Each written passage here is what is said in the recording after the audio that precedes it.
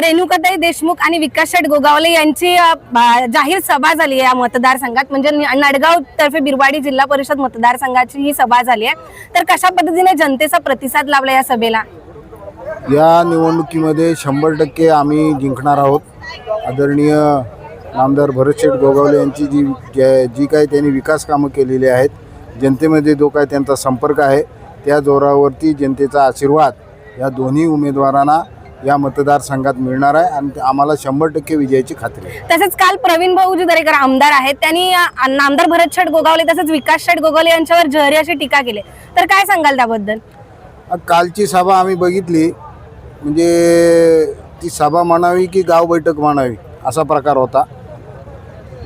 गावामध्ये विकास झालेला नाही, गावामध्ये जायला रस्ते नाहीत, म्हणजे ते असं बोलले। गावामध्ये पाण्याचा प्रश्न आहे आणि त्यांनी प्रचंड भली मोठी यादी सुचवलेल्या कामांची वाचून दाखवली। भली मोठी यादी म्हणजे 11 कामांची। हे इथं हे काम सुचवलंय, तिथे काम सुचवलंय, परंतु मला त्यांना विनंती करायची आहे, आपल्या विधानसभा मतदारसंघामध्ये 373 गावं येतात, महाड शहर सोडून 373 गावं येतात आणि या 373 आणि 481 वाड्यामध्ये भरतशेठ गोगावलेंनी 225 ग्रामपंचायतीमध्ये नामदार भरतशेठ गोगावलेंनी प्रत्येक गावाचा विकास केलेला आहे।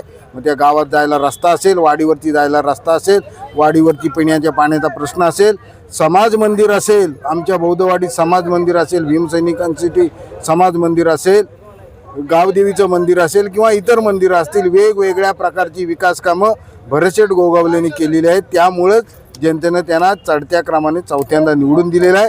त्यामुळं पहिला मतदारसंघाचा या मोठ्या माणसाने अभ्यास करावा आणि त्यानंतर अशी प्रतिक्रिया द्यावी असं मला वाटतं।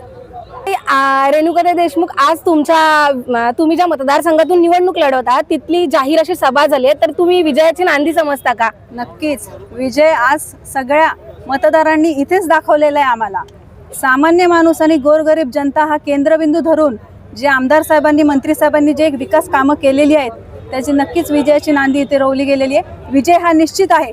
तिन्ही उमेदवार पॅनल टू पॅनल निवडून येणार हा आम्हाला विश्वास आहे।